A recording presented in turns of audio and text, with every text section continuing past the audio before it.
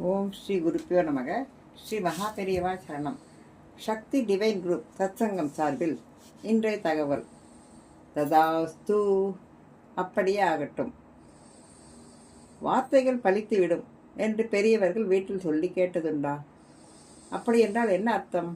எதற்கு நாம் இதற்கு பயப்பட வேண்டும்? சில விஷயங்களை பற்றி நாம் அதிகம் யோசிப்பதோ சிந்திப்பதோ தெரிந்து கொள்ள வேண்டும் என்று நினைப்பதோ இல்லை. இது அப்படிப்பட்ட ஒரு விஷயம். ததாஸ்து என்கிற வார்த்தை அப்படியே ஆகட்டும், அவ்வாறே ஆகுக என்று அர்த்தம். எந்த சுபகாரியம் நடந்தாலும் ஆசீர்வாத மந்திரங்கள், பகவானிடம் கோரிக்கைகள், வேண்டுகோள்கள் ஆகியவற்றிற்காக மந்திரங்கள் உச்சரிக்கும் போது சில பிராமணர்கள், பெரியவர்கள், வாத்தியார்கள் அடிக்கடி அந்தந்த மந்திரங்கள் நாம் உச்சரித்த பிறகு ததாஸ்து ததாஸ்து என்று சொல்லி அக்ஷதை நம் தலையில் தெளிப்பார்கள். ததாஸ்துவை பற்றி சில விவரங்கள் தெரிந்து கொள்ள வேண்டும். நமது வாயிலிருந்து வரும் வார்த்தைகள் அமங்கல சொற்களாக இருக்கக்கூடாது. யாருக்கும் சாபம் இடக்கூடாது.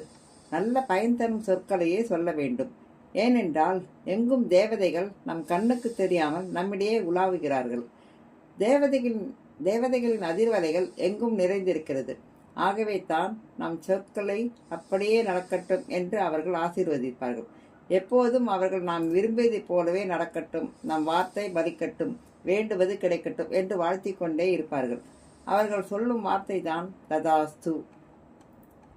ஆகவே நாம் விரும்பியது போலவே ஆகிவிடும், நடந்துவிடும்.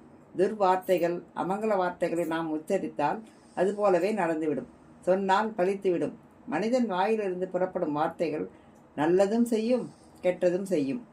நம் வீட்டில் மகாலட்சுமி வாசம் செய்ய வேண்டும் என்றால் இப்படிப்பட்ட அபசகுண அமங்கல வார்த்தைகளை நாம் உச்சரிக்கவே கூடாது, மனதில் நினைக்கவே கூடாது. மனதில் நினைப்பதுதான் வார்த்தையாக வெளியே வரும்.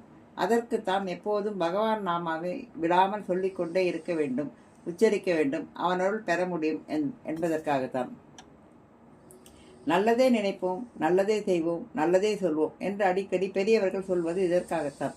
இதன் மூலம் மனதில் மட்டுமல்ல, நம் வீட்டிலும் நம்மை சுற்றிலும் எங்கும் சுபிக்ஷம், சந்தோஷம் என்றும் குடிக்கொள்ளும். சதமானம்பவதி என்று 100 ஆண்டு வாழ்க என்று வாழ்த்தும் போது ததாஸ்து சொல்வதால் அப்படியே நடக்கும் என்று நமது நம்பிக்கை வீழ்ப்பவதில்லை.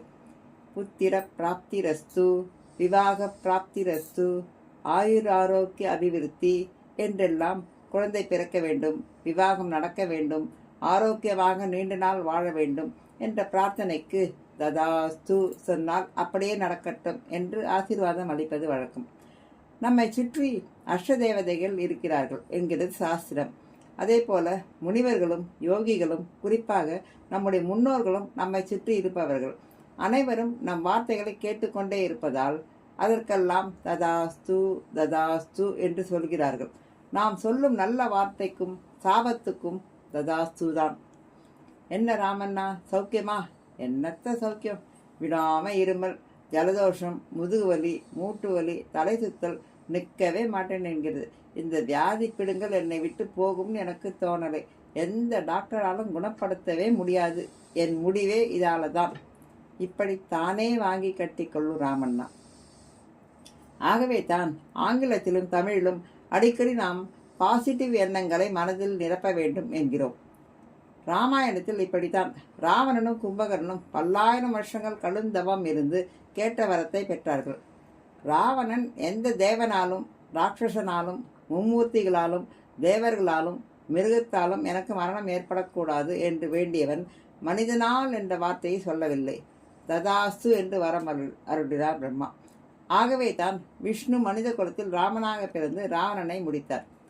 கும்பகர்ணன் வரம் கேட்கும்போது தேவர்களே இருக்கக்கூடாது, நிர்தேவசிய என்று கேட்பதற்கு பதிலாக வாய்க்குழறி தவறுதலாக நித்திரேவசிய என்ற ஸ்பெல்லிங் மிஸ்டேக் பண்ணி கேட்டுவிட்டான். அதனால் வாழ்க்கை முழுக்க நித்திரையில் கழித்து கடைசியில் மீளாத நித்திரையில் மறைந்ததும் ததாஸ்துவால் தான். நம்முடைய உடம்பு ஒரு கோவில், நமது மனம் இறைவன் வாழும் இல்லம்.